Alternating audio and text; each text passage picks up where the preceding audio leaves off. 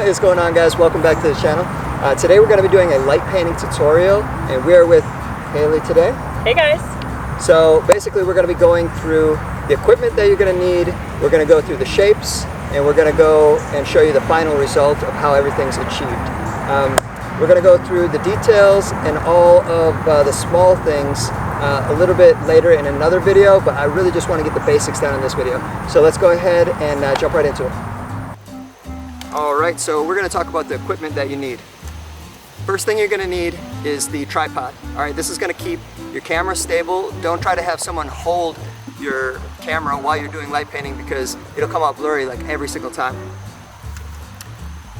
Alright, the second thing you're going to need is a camera. I have the EOS R8.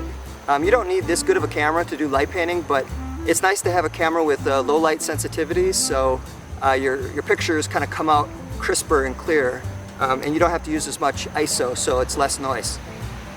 Alright, next thing on the list, I like to use a flash. Alright, this is the 8200 with a modifier on it. It's just kind of like a tiny little softbox. And I do use a grid on there as well because that makes the light kind of more directional instead of it spreading all out. I just kind of like the light to just kiss the face of my model. Alright, the next thing on the list, we have our triggers. Alright, these are Young Nuo triggers. It's the RF603C2 triggers. Now these are going to be some of the most durable and most inexpensive triggers that you're going to find on the market. I've dropped these in water, I've bashed these around on rocks, and they still work perfect. And I've had these triggers for like over 2 years. So fantastic triggers, definitely. You're going to need that, and you're going to need a trigger cable. One's going to sit on top of your camera, and the other one you're going to hold in your hand. They're wireless. So this is the way to open up the trigger. Alright, the next thing you're going to need is a good low light lens. You know, something like maybe a 2.8 or lower. So I use a 1.4. I know those kind of get expensive, but even a 1.8 will work really, really well. It's just the lower light that you can, produce through your lens, the less noise. Again, cameras and lenses, they work hand in hand. So, alright. The next thing that you're going to need is a tube. Now, you can get these tubes at Home Depot or Lowe's. Basically what they are is, the neon lights that you see in office buildings? These are the tubes that they come in. So these are what you call T12 or T10 or T8 tubes. T12 or T8 tubes. And I have a T8 inside of a T12, and then I have the inside tube wrapped with a pink kind of like translucent material. And you can get gels from different film industries and all sorts of stuff. As long as you can kind of see the light through it, that's what's going to make a good tube. Alright, next on the list, you're going to need a 1000 watt, or I'd say anywhere generally from like 600 watts to maybe like a 1200 watt flashlight to go inside the tube. This is what's going to light up your tube and give you all the nice sparkly glowing colors, the thing that's going to make everything dreamy. This one is a it's a M1X striker, and you need to buy the tail for it too, especially if you want to do longer exposure times, because you want to be able to have the edges when you stop doing your shapes to be very crisp. So this tail helps out tremendously. Alright, and then there's other things that you can do along with it. Basically, we have sparklers and little attachments at the end, and it kind of just adds flavor toward every shot that you do. Alright, so now is the section where I'm going to tell you about everything that you're going to need when you're behind the light painting model and you're about to do the light painting. So, you have your tube, you have your flashlight inside the tube. Most of the flashlights are going to come with a clip, so it kind of keeps it locked onto the tube. I have my trigger at the end, and that turns it on and then off. I also have my off-camera flash trigger on my wrist. Okay, so I just press a button that pops the flash. And then I also have my shutter trigger. I got one on the camera, and then I got one that I'm either holding or I have on what looks like a guitar cable, which it is a guitar cable, and I just wrapped it around a chain.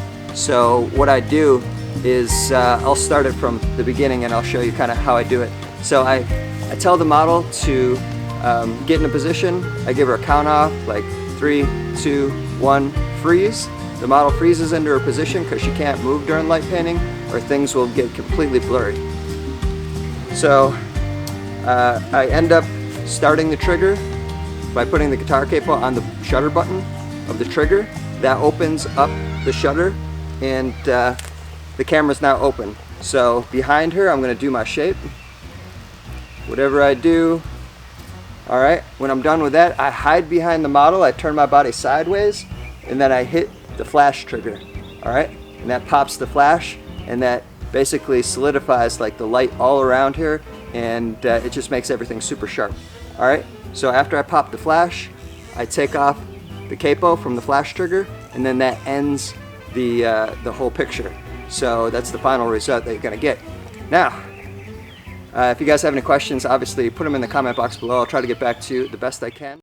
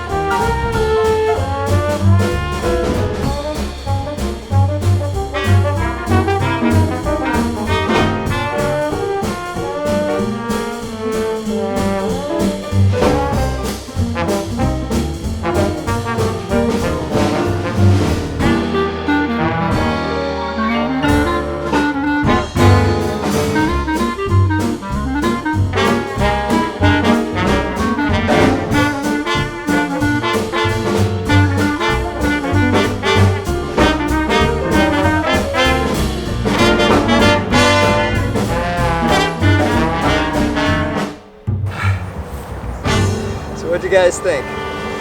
Was the images tack sharp? How did everything come out? Hopefully when you replicate this at home, you're having the same amount of success. Don't think that you're just going to get it like right out the gate. Trust me, there's a lot of patience involved, from doing the shapes to having the settings on the camera the way that you want them to. And it's going to be kind of like, you know, push and pull with the different types of lenses and the cameras that you have. But I guarantee you're going to have at least the basics down pat, so you can follow along and get similar results. All right, that's it for us, guys. It was a great video, and we'll talk to you soon. All right, bye.